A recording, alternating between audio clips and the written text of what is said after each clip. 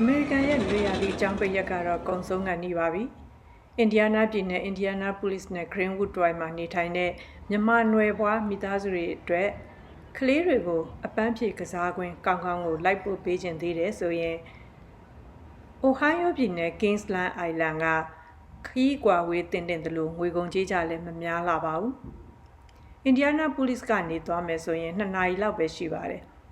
ကစားကွင်းရဲ့ရိုးရာအတိုင်းစနေတနင်္ဂနွေနဲ့အစိုးရရုံးပိတ်ရက်တွေမှာတော့လူကြိတ်တိုးနေတာမို့လို့ဝင်ကစားခြင်းရင်အနည်းဆုံးတနေရာမှာနိုင်ဝက်လောက်တန်းစီပြီးတော့စောင့်ရမှာပါလက်မှတ်တွေကိုတော့ online ကနေဝယ်နိုင်ပါတယ်လက်မှတ်အမျိုးမျိုးရှိတဲ့အထက်မှာကစားတာကြီးတက်တစ်စေးတန်းမစီရဘဲနဲ့ကစားခြင်းနဲ့ဆိုရင် VIP တစ်စေးနဲ့ကစားတာနဲ့အစားအသောက်တွေပါတွဲပြီးဝယ်တဲ့ဈေးနှုန်းကြိုက်ရရွေးလို့ရပါတယ်။တစ်ခါစားရင်ဒေါ်လာ20အနည်းဆုံးပေးရတာမို့လို့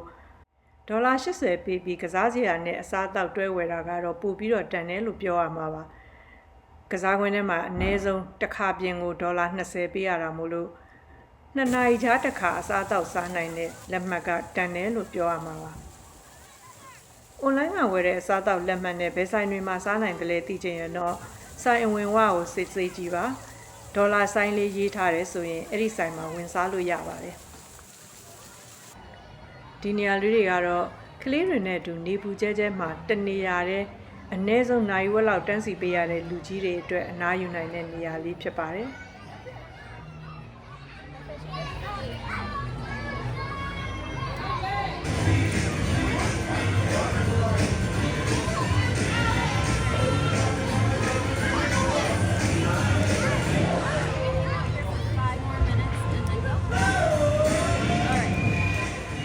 ရိုလာကိုစတာကောင်းကင်ယထာခြားရဟတ်မျိုးစုံရှိတဲ့နေရာကနေရေတွေနဲ့ကစားနိုင်တဲ့နေရာကိုသွားဖို့အတွက်နေပူကြီးထဲမှာလမ်းလျှောက်ဖို့မလိုပါဘူးချူချူယထာလေးနဲ့သွားလိုက်ရင်9 မိနစ်လောက်ဆိုရောက်ပါပြီယထာဆောင်ရတာကတော့15 မိနစ်လောက်ကြာကောင်းကြာနိုင်ပါလိမ့်မယ်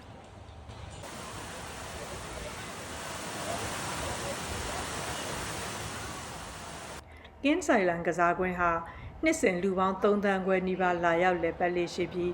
နွေရာသီပိတ်ရက်တွေအထူးသဖြင့်အစိုးရရုံးပိတ်ရက်တွေမှာဆိုရင်တော့တရက်မှာပြင်းပြလာရောက်လည်ပတ်သူ3000ဝန်းကျင်ထိရှိတတ်ပါတယ်။တန်လမ်းစီခြင်းမူနေရာနှံ့ကိုလည်းကလေးတွေကစားစေခြင်းလဲဆိုရင်တော့ရုံးပိတ်ရက်တွေကိုရှောင်ပြီးဂျားရက်တွေမှာသွားဖို့တိုက်တွန်းပါတယ်ရှင်။ကျွန်မခွန်မျိုးပါ။